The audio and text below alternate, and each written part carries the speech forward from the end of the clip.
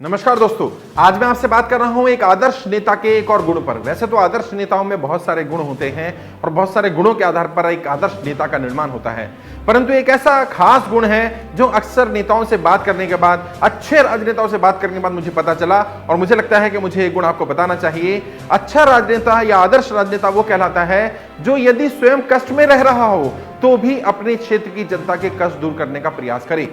जी हां, जब हालात फेवरेबल होते हैं, जब चीजें ठीक हो रही होती हैं, तब तो जनता के लिए, समाज के लिए कोई भी काम कर लेता है। आदर्श राजनेता वो है जब उसको खुद हालात अच्छे ना हो, खुद कष्ट की स्थिति में हो, लेकिन फिर भी समाज के लिए, राष्ट्र के लिए काम करता रहे, अपने क्षेत्र की जनता के लिए काम करता रहे, अपने दायित्वों को निभाता रहे।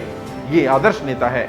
हो सकता है आप जब सामाजिक जीवन में है, राजनीतिक जीवन में है, कई बार जीवन में कुछ ऐसे कष्ट आ जाते हैं, पारिवारिक जीवन में या बिजनेस में, या आर्थिक स्थिति ऐसी खराब हो जाती है, या किसी और तरह का प्रेशर आ जाता है, या समाज में कोई ऐसी दुर्घटना परिवार में हो जाती है कि आप समाज के कष्ट दूर नहीं कर पा रहे हैं, समाज से मिल नहीं पा रहे हैं। लेकिन एक आदर्श राजनेता बनने के लिए आपको अपने पर्सनल हितों को, अपने पर्सनल कष्ट को, अपनी सिचुएशन को समझते हुए भी जनता के कष्ट को दूर करने का प्रयास करना होगा।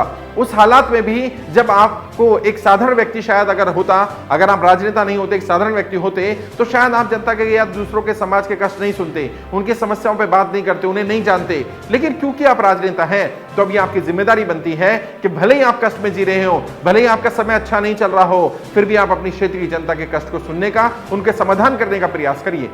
जितना ज्यादा हो सके। देश में ऐसे बहुत महान नेता रहे हैं जिनके अपने पारिवारिक जीवन में ऐसे कष्ट आए कि उस समय पर व्यक्ति अपना सारा काम छोड़ सकता था, एक साधारण व्यक्ति सारी जिम्मेदारियों से दूर भाग सकता था, लेकिन क्योंकि वो एक आदर्श राजनेता थे, उन्होंने उस जिम्मेदारियों का निर्वहन किया, सामाजिक जिम्मेदारियों को समझा, अपने पारिवारिक कष्टों को अपने तक रख के समाज को उसके वजह से कोई अड़चन नहीं आने दी।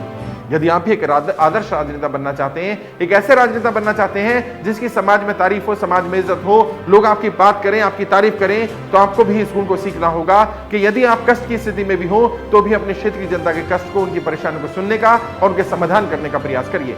जितना हो सके उतना सुनिए, क्योंकि जनता भी इस बात को समझती है कि राजनेता भी एक इंसान है। यदि वह व्यक्ति कष्ट में है तो यकीनन जनता को कम परेशान ही कर रही होगी, और यदि कोई कष्ट की स्थिति में, जानते हुए भी कि आप कष्ट में है, दुख में है, आपके पास अपनी परेशानी लेकर के आ रहा है, तो यकीनन कोई बड़ी बात होगी, उसको आपकी जरूरत होगी। आप उसका साथ दीजिए, कोशिश करिए उसके कष्ट को कम करने की, और यकीन मानिए आपकी छवि एक आदर्श राजनेता की बनेगी। आप वास्तव में एक अच्छे राजनेता कहलाएंगे। मैं समझता हूं ये रणनीति आपके जीवन में आपके अवश्य काम आएगी। आज के लिए इतना ही, आगे कुछ और रणनीति पर चर्चा करेंगे।